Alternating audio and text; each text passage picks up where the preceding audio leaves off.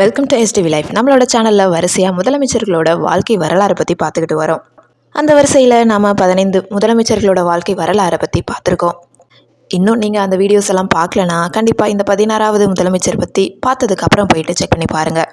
இன்றைக்கி நம்ம பார்க்க போகிறது தமிழகத்தோட 16வது முதலமைச்சரான புரட்சி தலைவர் எம்ஜிஆர் அவர்களை பற்றி தான் பார்க்க போகிறோம்.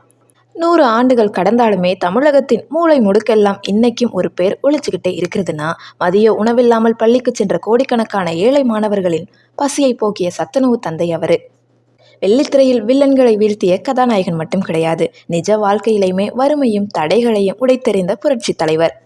1000 காலத்து இளமைக்கு சொந்தக்காரர். மக்கள் திலகம் எம்ஜிஆர் அவர்களின் பிறப்பு முதல் கோட்டை வரை அவர் பயணித்த இந்த வீர வரலாறை பற்றி பல சுவாரஸ்யமான தகவல் மற்றும் மறைக்கப்பட்ட உண்மைகளை பற்றி இந்த வீடியோவில் நம்ம ஃபுல்லாக பார்க்கலாம்.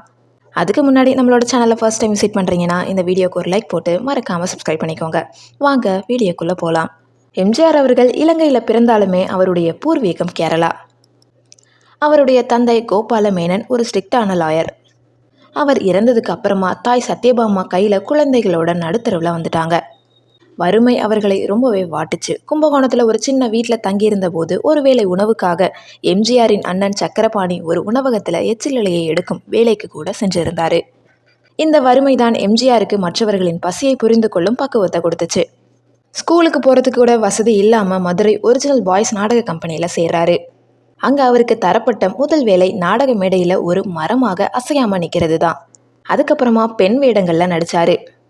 ஒரு முறை நாடகத்தில் அர்ஜுனன் வேடத்தில் நடித்த போது வில்லில் அம்பை பூட்ட தெரியாமல் திணறியதற்காக அவமானமும் பட்டிருக்காரு. அந்த அவமானமே அவரை சிலம்பம், கத்திச்சண்டை, மல்யுத்தம் என அனைத்தையும் முறைப்படி கற்க தூண்டியது. 1936வது வருஷத்தில் சதி லீலாவதி படத்தில் நடிக்கும்போது அவருக்கு கிடைத்த சம்பளம் மிக குறைவு. பல படங்களில் கதாநாயகனுக்கு நண்பனாக, அப்படி இல்லைனா வில்லன்களிடம் அடிவாங்கும் அடியாளாக நடித்தார். ஒரு முறை ஒரு படத்தின் படப்பிடிப்பில் உனக்கெல்லாம் முகமே சரியில்லை, நீ எல்லாம் எப்படி ஹீரோவாக முடியும்னு ஒரு இயக்குனர் அவரை திட்டியும் இருக்காரு. ஆனால் அந்த திட்டுகளை எல்லாம் அவர் படிக்கட்டுகளாக மாற்றினார். 1947வது வருஷத்தில் ராஜகுமாரி படம் வெற்றி பெற்றாலுமே எம்ஜிஆர் ஒரு கொள்கை ரீதியான நடிகராக மாறியது மந்திரகுமாரி படத்தில் தான். கலைஞர் கருணாநிதியின் வசனங்கள் எம்ஜிஆருக்கு ஒரு புதிய அரசியல் அடையாளத்தை தந்துச்சு.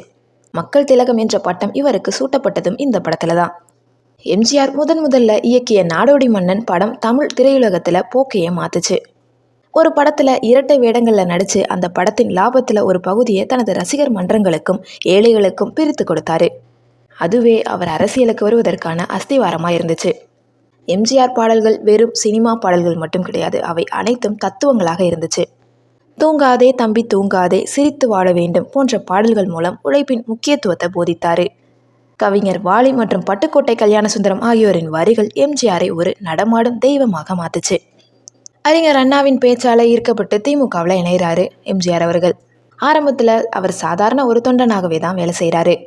ஆனால் அவரது செல்வாக்கு வளர வளர கட்சியின் மிகப்பெரிய பலமாகவும் மாறுறாரு. அண்ணா அவரை எனது இதயக்கணி என்று அன்போடையும் சொல்லுவார். 1967வது வருஷம் எம்.ஆர். ராதாவால் சுட்டப்பட்ட போது அவரது குரல் வளம் பாதிக்கப்பட்டுச்சு.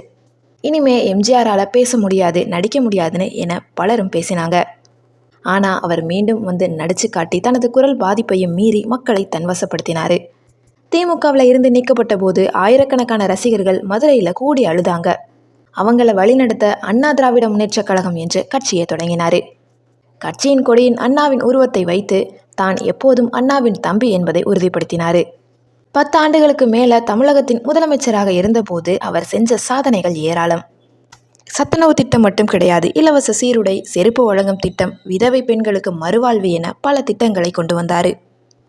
ஒரு முறை ஷூட்டிங் முடிஞ்சு திரும்பும்போது ஒரு ஏழை மூதாட்டி வெயிலில் காலணி இல்லாமல் நடப்பதை பார்த்து தனது காரை நிறுத்திவிட்டு தான் அணிந்திருந்த செருப்பை அவருக்கு கொடுத்தாரு. இப்படிப்பட்ட நூற்றுக்கணக்கான நிஜ கதைகள் இன்றைக்குமே மக்களால் பேசப்படுது. 1987வது வருஷம் டிசம்பர் மாதம் 24ஆம் தேதி யாரும் எதிர்பார்க்காத நிலையில் அவர் மறைந்த போது தமிழகமே ஒரு வார காலம் அழுகையில் மூழ்குச்சு. பாரத ரத்னா விருது அவருக்கு வழங்கப்பட்டது. இன்னைக்கு அவர் மறைஞ்சு பல வருஷங்கள் ஆனாலும் இன்னைக்குமே அவரது சமாதியில் மக்கள் காது வைத்து அவரது கைக்கடிகாரம் ஓடும் சத்தம் கேட்கிறதா என்று பார்ப்பாங்க. அந்த அளவுக்கு மக்கள் மனசில் அவர் நீக்கமர நிறைஞ்சிருக்காரு. அப்படிப்பட்ட மக்கள் திலகமான எம்ஜிஆர் அவர்களை பற்றி நீங்கள் என்ன நினைக்கிறீங்கன்றத கமெண்ட் செக்ஷனில் சொல்லுங்கள். இந்த வீடியோ உங்களுக்கு பிடிச்சிருந்துச்சுன்னா லைக் பண்ணுங்கள், கமெண்ட் பண்ணுங்கள், ஷேர் பண்ணுங்கள். சப்ஸ்கிரைப் பண்ணாமல் பார்த்துக்கிட்டு இருந்தீங்கன்னா ப்ளீஸ் சப்ஸ்கிரைப் பண்ணிக்கோங்க. தேங்க்யூ ஸோ மச் ஃபார் வாட்சிங்.